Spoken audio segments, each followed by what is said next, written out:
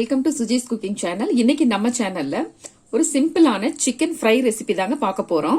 அதுக்கு தேவையான பொருள் என்னன்னு பாத்திரலாம் வாங்க. 2 ஸ்பூன் அளவுக்கு தனியா எடுத்து வச்சிருக்கேன். ஒரு 4 காஷ்மீரி சில்லி எடுத்து வச்சிருக்கேன்.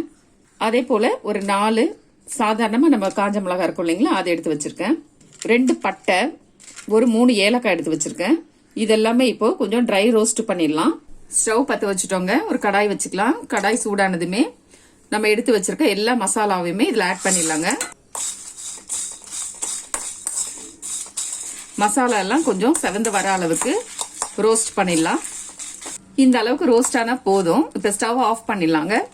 இதை நல்லா ஆற விட்டுட்டு நல்லா நைஸா திரிச்சு எடுத்துட்டு வந்துடலாம். ஒரு பேன் வச்சிடலாங்க. பேன் சூடானதுமே 3 ஸ்பூன் அளவுக்கு ஆயில் சேர்த்துடலாம். ஆயில் கொஞ்சம் சூடாகட்டும். சூடானதுமே 2 பெரிய வெங்காயம் எடுத்து இந்த மாதிரி கட் பண்ணி வச்சிருக்கேன். இதையும் இதுல சேர்த்துடலாம்.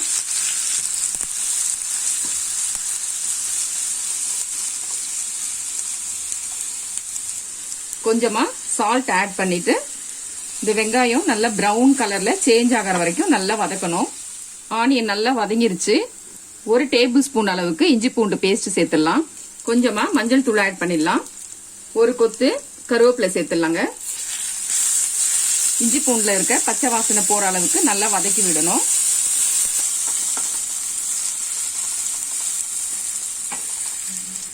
$200 கிராம் அளவுக்கு சிக்கன் எடுத்து வச்சிருக்கேன். இதையும் இதோட சேர்த்துடலாம்.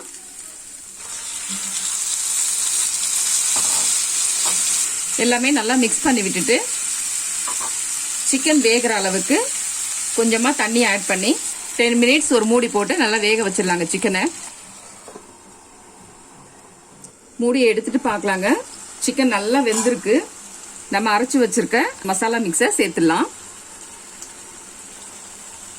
சேர்த்துட்டு நல்லா கிளறி விடணும். மசாலா எல்லாமே சிக்கன்ல நல்லா கோட் ஆகிற வரைக்கும் நல்லா கிளறி விடணும். மசாலாவை சேர்த்துட்டு ஒரு 5 மினிட்ஸ் அப்படியே சிக்கனை குக் பண்ணிட்டே இருக்கணும். அப்பதான் அந்த மசாலால இருக்கிற ரா ஸ்மெல் எல்லாம் போயிட்டு அந்த சிக்கன்ல இந்த மசாலா பிளேவர் நல்லா இறங்கும். ஆயில் எல்லாமே நல்லா பிரிஞ்சு வந்திருக்கு பாருங்க. சிக்கன் நல்லாவே குக் ஆயிடுச்சு.